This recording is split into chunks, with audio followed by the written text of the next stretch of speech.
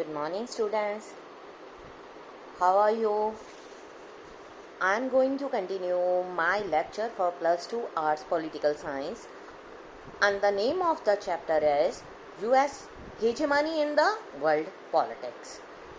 Now, I am going to continue with my new topic, the Iraq Inventions. On 19 March 2003, United States launched its invasion of Iraq under the code name Operation Iraqi Freedom. More than 40 से भी ज़्यादा country ने US को join किया for the motive of coalition of willing, but United Nations refused to give its mandate to invention.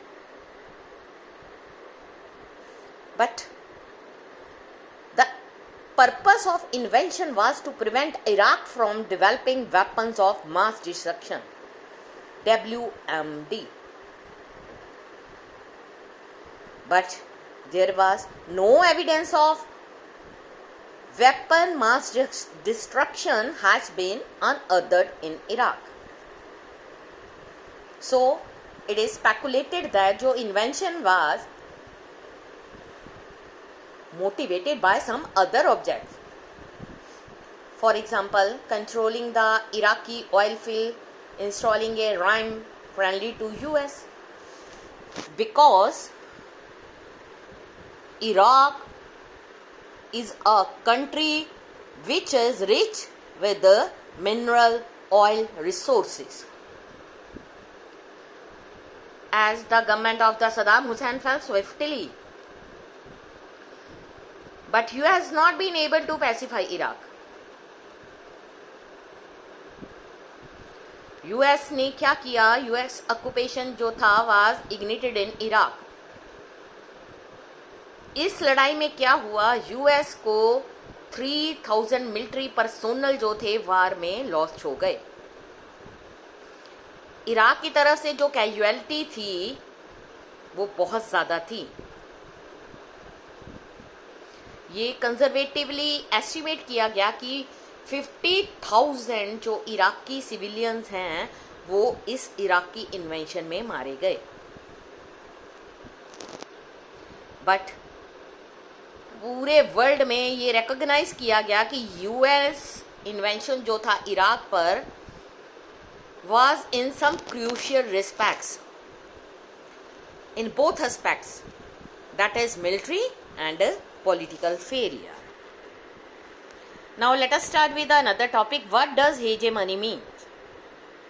As you know that the name of the chapter is US Hegemony in World Politics.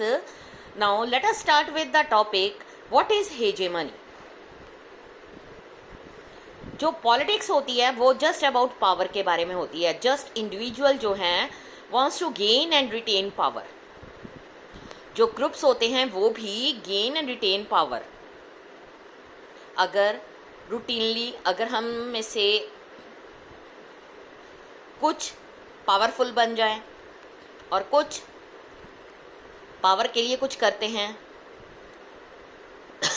Sorry बेटा, अगर हम यही चीज़ world politics के बारे में study करें जिसमें कि countries and group of countries जो हैं trying to gain and retain power.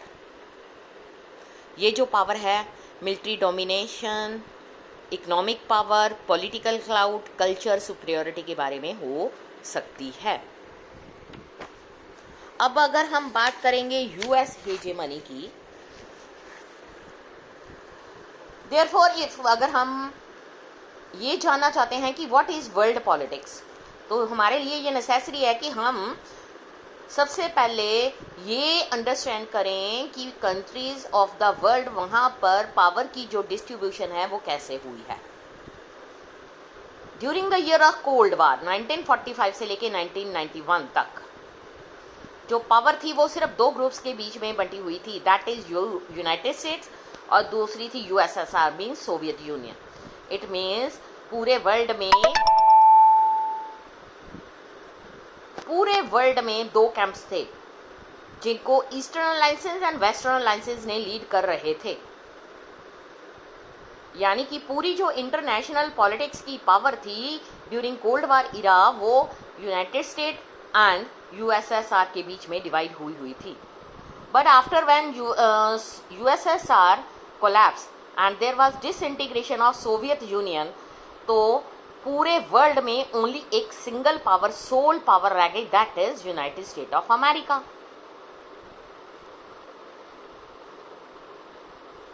ये ऐसा इंटरनेशनल सिस्टम था जिसको डोमिनेट किया हुआ था only a sole super power और हाइपर पावर, जिसको यूनिपोलर सिस्टम का नाम दिया गया। ये जो यूनिपोलर थी appears to be a misapplication of idea of pole. ये जो पोल वर्ड था उसको फिजिक्स से ड्राइव किया गया था। ये एक ऐसा वर्ड था जो कि मोर एप्रोप्रिएट था इंटरनेशनल सिस्टम को डिस्क्राइब करने के लिए, और इसमें only one centre of power थी जिसको टर्म हेजेमनी का नाम दिया गया। अब हम यहाँ पर 3 डिफरेंट एस्पेक्ट्स को स्टडी करेंगे जिसमें डिफरेंट अंडरस्टैंडिंग होंगी what hegemony is. Late us start with the term hegemony. First of all, the topic is hegemony as the hard power. अगर हम बात करें तो हेजेमनी जो वर्ड है वो क्लासिकल ग्रीक वर्ड से ड्राइव किया गया है, जो इम्प्लाई करता है लीडरशिप और predominance of one state. It means ये ओरिजिनली अगर हम इसका यूज़ करें तो ये डिनोट करता है preponderant position of Athens other city state in Asian Greece. First meaning of hegemony relates to the relations, pattern, balances of military capability between states. So अगर हम हेजेमनी की बात करें तो ये एक मिलिट्री प्रीपोंडरेंस है, specially germane to current position. It means the role of US in world politics जो है वो मिलिट्री रिलेटेड है। अगर हम जैसे कि इस चैप्टर को हमने स्टार्ट किया था उसमें मैंने आपको 3 डिफरेंट एग्जाम्पल दी थी। First is Ayesha. As you know that Ayesha lost her leg in an American missile attacks. It is hard power hegemony that has broken Ayesha body,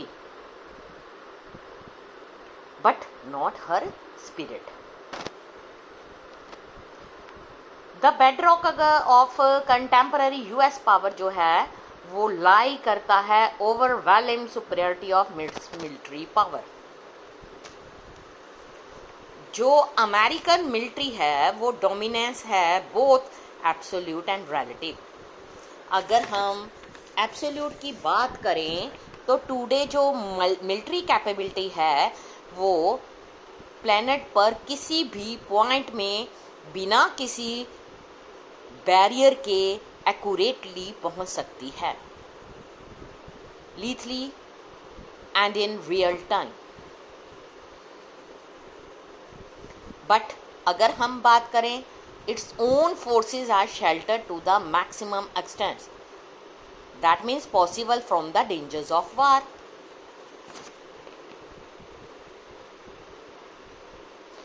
but अगर हम बात करें more awesome than the absolute capability of US is that fact no other power today can remotely match them. It means US is hard power, that means military power in the whole world. US today spend more at military capability than the next 12 powers combined. जितना किसी देश की development के लिए money की ज़रूरत होती है स्पेंड करने के लिए, यूएस उतनी जो मनी है वो अपनी मिलिट्री पावर पर स्पेंड कर रहा है। अगर हम बात करें a large chunk of pentagons budget, goes into military research and development. अगर हम दूसरे वर्ड्स में बात करें टेक्नोलॉजी, जो यूएस की मिलिट्री डोमिनेंस है, not just based on higher military spending but on qualitative gap, technological chasm that no other power can present conceivably span। मीन्स अगर हम बात करें तो यूएस ने, जिसको हम hegemony as a hard power का नाम दिया गया है, उसने हार्ड पावर इसलिए कहा गया है क्योंकि उसने अपना सबसे ज़्यादा एक्सपेंडिचर जो है मिलिट्री को मेंटेन करने के लिए उस पर स्पेंड किया है। क्यों? उसके पास न्यूक्लियर वेपन्स हैं, फिर टेक्नोलॉजी उसकी डेवलप्ड है, बट जब उसके ऊपर 9/11 का अटैक हुआ उस टाइम से यूएस ने ज़्यादा से ज़्यादा मनी को अपने मिलिट्री को मेंटेन करने के लिए उस पर स्पेंड करना शुरू कर दिया। आज का टॉपिक यहीं तक, बाकी मैं नेक्स्ट कराऊंगी। Thank you students.